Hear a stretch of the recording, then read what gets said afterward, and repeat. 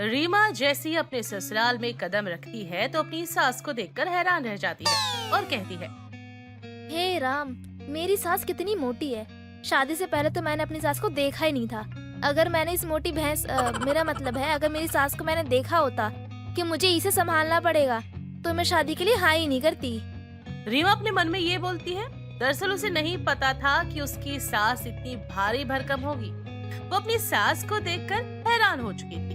दरअसल उसकी शादी उसके पिता और उसके ससुर ने तय की थी और उसने कभी भी अपनी सास को पहले नहीं देखा था, इसलिए वो चुप रह जाती है। ऐसे ही कुछ दिन गुजरते हैं और एक दिन सास प्लेट भर के खाना खा रही थी। तभी रीमा उसके पास जाती है और कहती है, माँ जी, मैं तो पूछने आई थी कि खाने में क्या बनाना है, लेकिन आप तो पहले से ही ठूस रही मतलब खा रही हैं। लेकिन कोई बात नहीं, मैं आपके लिए हल्का फुल्का कुछ बनाकर रख दूंगी। ठीक है, आप चल लीजिएगा, मतलब खा लीजिएगा। हमारे घर में सब कुछ भारी भरकम चलता है, तेरी तरह कुछ भी हल्का नहीं चलता। माँ जी, आपने अभी तो इतना सारा खाना खाया है, अब आप और खाना कैसे खा पाएंगी? अरे इसे खाना थोड़ी कहते हैं, ये तो मैं हल्का फुल्का ऐसे ही खा रही थी। अभी तो मेरे लिए खाना बनाएगी, इसलिए ना मैं इसे ही खाकर काम चला रही हूँ फिलहाल के लिए। चल एक काम कर, मेरे लिए सब्जी बना दे और साथ में पूरी और हलवा भी। रीमा मोना की बात सुनकर हैरान रह जाती है। कोई औरत आखिरकार अकेले इतना कैसे खा सकती है, लेकिन वो करती भी तो क्या, खाना बनाने के लिए वो रसोई में चली जाती है। हे राम, ये मेरी सास है या हाथी, इतना सारा खाना खा जाती है। अरे कोई हाथी भी इतना सारा खाना खाने से पहले 100 बार सोचे। रीमा अब अपनी सास के लिए बहुत सारा खाना बनाती है और ऐसे ही वो अपने दिन गुजार रही थी। वो अकेले ही कई सारे लोगों का खाना बनाया करती और एक दिन की बात है, उसने अपने पति अतुल से बोला, अतुल जी, आप माँ जी को कुछ कहते क्यों नहीं है? वो पूरे दिन खाना ही खाती रहती हैं। अरे ऐसे उनकी तबीयत बिगड़ जाएगी। अरे रीमा, तुम चिंता मत करो, वो मेरी माँ है माँ, और मैं अपनी माँ को बहुत अच्छे से जानता हूँ। अरे वो कितना भी खा लेती है ना, उन्हें कोई फर्क नहीं पड़ता है। और वैसे भी गाँव से है वो, और गाँव के लोग ना इतना खाते हैं पूछो मत। एक बार मैं गया था शादी में गाँव में, अरे पता है तुम्हें, वहाँ जितना खाना मैंने पूरी जिंदगी में नहीं खाया होगा ना। एक एक बंदा एक एक बाल्टी रसगुल्ले खा रहा था अकेले। अब बताओ, अब मेरी माँ भी वहीं की है तो वो भी खाती है, खान दो। अरे तो गाँव की है तो कोई गाय भैंस थोड़ी है कि जितना मर्जी उतना खाना खाती जाएंगी। अरे आप उन्हें समझाइए कि इतना खाना सेहत के लिए अच्छा नहीं है। अरे पागल वागल हो क्या? अगर मैं अपनी माँ को समझाने गया ना, वो मुझे 2 थप्पड़ लगाएंगी। और वैसे भी ये फालतू की बात है, अबे खाती हैं तो खाएंगी ना, तो पैसा है हमारे पास, चीजें हैं हमारे पास, अफोर्ड कर सकते हैं, तो खाने दो ना। और हाँ, मैं तुम्हें बता दूं, माँ जो बोले ना चुपचाप से ना बना दिया करो, ज्यादा ना ड्रामे मत किया करो। मुझे ये लगता है तुम काम चोरी के लिए ना ऐसा बोलती हो, समझी? अब जाओ ना, काम करो। अब रीमा भी अतुल से बहस नहीं करती और सास की सेवा में लग जाती है।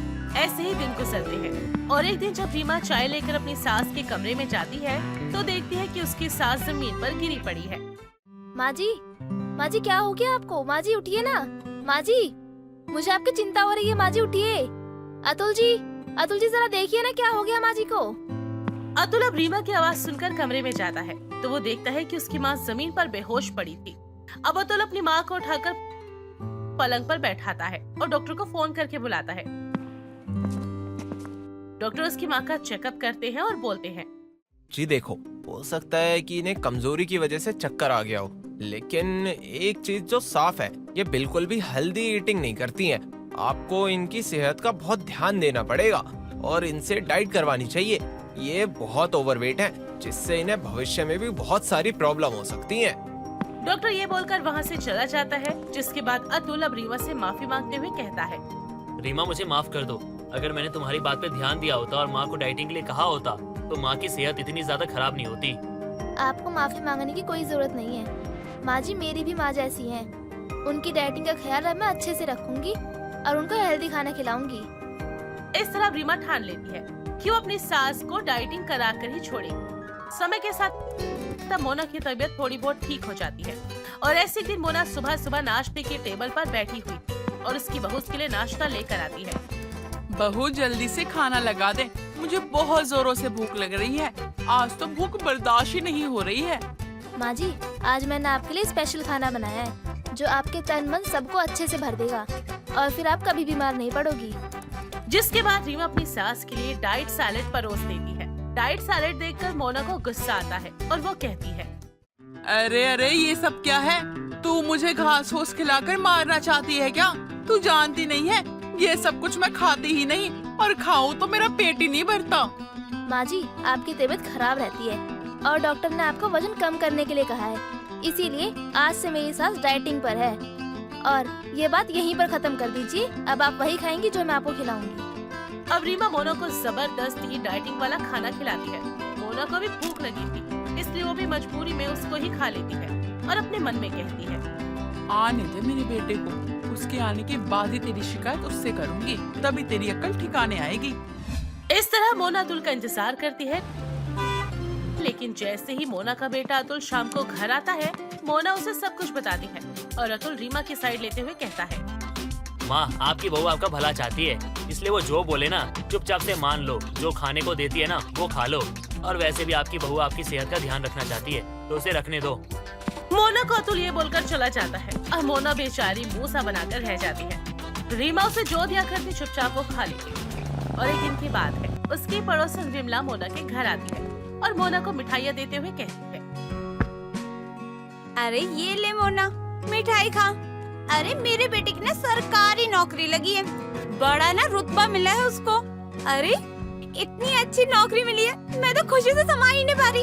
अरे तुम मेरी शक्ल क्या देख रही है? मिठाई खाना, बहुत अच्छी है, मैंने चखी है सारी। तेरे को तो ये मिठाई पसंद है ना, तेरे लिए ना स्पेशली ऑर्डर की है मैंने ये, कि तेरे को ये पसंद है, तेरे को यही खिलाऊंगी मैं। हाँ विमला, मुझे मिठाई बहुत पसंद है। न सिर्फ मिठाई बल्कि मुझे सब कुछ बहुत पसंद है, पर क्या करूँ, ये सब तो मेरे नसीब में ही नहीं है। क्या क्या बोल रही है? मुझे ना कुछ समझ नहीं आ रहा है, सही से बोल। कुछ नहीं, मैं ये कह रही थी कि तूने तो मेरा दिल ही खुश कर दिया। वैसे भी मेरा कुछ दिनों से मिठाई खाने का बहुत ज्यादा मन कर रहा था। कितनी अच्छी सहेली है तो मेरी विमला। मोना ये बोलकर विमला की दी हुई मिठाई खाने लगती है, लेकिन तभी वहाँ पर रीमा आ जाती है और मोना का हाथ पकड़ लेती है। अरे बहू खाने दे, मेरी सहेली विमला इतने प्यार से मिठाई लेकर आई है और तू है कि मुझे खाने ही नहीं दे रही। अरे बहू, लाज शर्म है या नहीं है?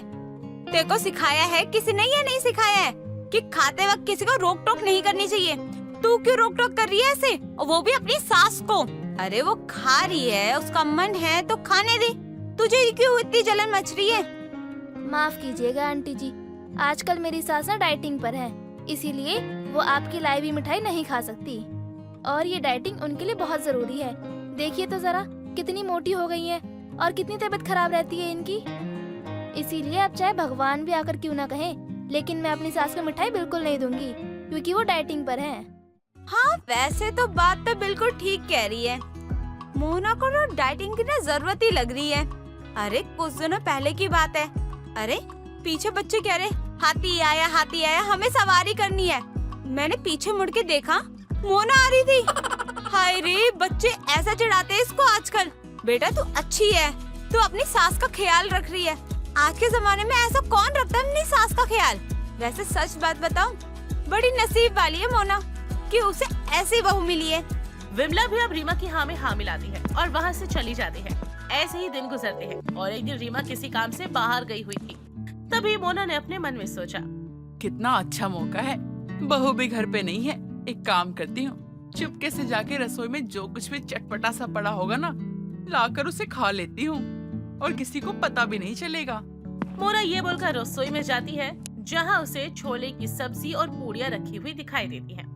उन सबको वो देखती है और खाने के लिए उसका मन ललचा जाता है और वो अपने आप से कहती है, आज तो मजा आ गया, घर में कोई भी नहीं है, ये सारी सब्जियां मैं खा जाऊंगी और कोई पूछेगा तो बोल दूंगी मुझे नहीं पता किसने खाया है। वैसे भी बहू इन चीजों पे ध्यान कहाँ देती है, उसे पता चल भी जाएगा ना तो वो क्या ही बोलेगी, मैं तो बोल दूंगी मैंने कुछ भी नहीं खाया। मोना ये बोलती है चुपके से खाने ही जा रही होती है, तभी रीमा घर में आ जाती है। उसके आने की आहार सुनकर मोना जल्दी से खाना फेंक देती है और इस तरह उसे खाना नसीब नहीं हो पाता। रीमा समझ जाती है। कुछ ही देर में रीमा फिर से सैलेड अपनी सास को दे देती है और सैलेड खाते हुए मोना मन में बोलती है, ना जाने क्यों मेरी बहू तो मेरे पीछे ही पड़ गई है, वो मुझे कैटरीना ही बना के छोड़ेगी। जब देखो हर किसी से कहती रहती है कि उसकी सास डाइटिंग पे है। अरे डाइटिंग ना हुई कोई पाप हो गया, जो खत्म होने का नाम ही नहीं ले रहा है। मुझे बस अभी डाइटिंग वाइटिंग नहीं करनी है और मुझे अब पतला ही नहीं होना। मेरी मर्जी, मैं कुछ भी खाऊंगी। भगवान मुझे बचा ले इन सब से। मोना अपनी डाइटिंग से बहुत परेशान हो चुकी थी। ऐसे ही दिन गुजरते हैं। रीमा मोना की डाइटिंग बिल्कुल भी खराब नहीं होने देती। इस मामले में वो बड़ी सख्त थी। कुछ दिनों बाद मोना का जन्मदिन था। वो बिस्तर पर बैठी हुई थी और अपने आप से बोलती है, कैसी जिंदगी है मेरी। लगता है मुझे अपने जन्मदिन पे ये डाइट का खाना ही खाने को मिलेगा। ऐसा जन्मदिन तो मुझे मनाना ही नहीं है। उदास मोना नहा धोकर नीचे आती है तो देखती है कि अतुल और रीमा उसका इंतजार कर रहे हैं। और रीमा ने कहा, जन्मदिन मुबारक हो माँ जी। देखिए मैंने आपके लिए क्या बनाया है। मुझे नहीं देखना बहू कि तूने मेरे लिए क्या बनाया है क्या नहीं। मुझे पता है तू घास फूस ही खिलाएगी मुझे। अरे माँ, आप भी ना हमेशा अपनी बहू को गलती समझती हो। अरे ढक्कन हटा के देख लो पहले कि बना क्या है, उसके बाद कुछ कहना। अब अतुल के कहने पर मोना जैसे ही ढक्कन हटाकर देखती है, उसके अंदर हलवा रखा हुआ था। ये देखकर वो खुश हो गई थी क्योंकि आज उसकी पसंद का मूंग का हलवा था। मूंग के हलवे को देखकर मोना ने अपनी बहू से कहा, पर मैं तो डाइटिंग पे हूँ ना, मैं ये कैसे खा सकती हूँ। माँ जी आप ये खा सकती हैं क्योंकि ये शुगर फ्री हलवा है। ये आपको नुकसान भी नहीं करेगा।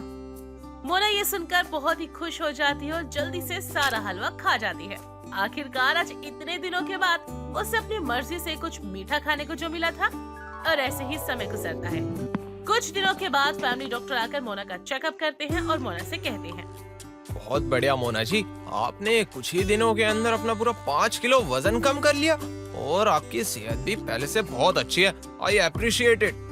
धन्यवाद डॉक्टर साहब, पर ये सब कुछ मेरी बहू की वजह से हुआ है। उसी ने मुझे डाइटिंग पे डाला और मेरा वजन कम हुआ है। अब मुझे खुद में बहुत फुर्ती महसूस हो रही है। अगर मेरी बहू बच्चों की तरह जिद नहीं करती तो शायद आज मेरा वजन कम ही नहीं हो पाता। और रीमा भी अब कभी कभी मोना को बाहर का खाना खाने की इजाजत दे दिया करती है। लेकिन मोना को अपनी सेहत के बारे में अब समझ आ जाता है कि सच में अच्छी सेहत इंसान के लिए बहुत जरूरी है। बढ़ती उम्र के साथ जितना ध्यान रखा जाए उतना ही अच्छा होता है। अरे अतुल बेटा, अरे क्या सुन रहा हूँ। अरे मैं गांव क्या चला गया। अब जब आया तो तेरी माँ को तो मैं पहचान भी नहीं पाया। अरे कितनी मस्त लग रही है। अरे अंकल क्या कह रहे हो? अरे मेरा मतलब है, अरे बहुत ही अच्छी हो गई है ना, इसीलिए कह रहा हूँ तुझे। क्या क्या किया तूने, अब बता दे बेटा। अंकल ऐसा कुछ भी नहीं है वो। अरे बता देना बेटा। अरे मैं भी अपनी भैंस को, मेरा मतलब है अपनी पत्नी को थोड़ा पतला बना दूंगा। हाँ वो भी पतली होगी तो बहुत सुंदर लगेगी, बिल्कुल तेरी माँ जैसी।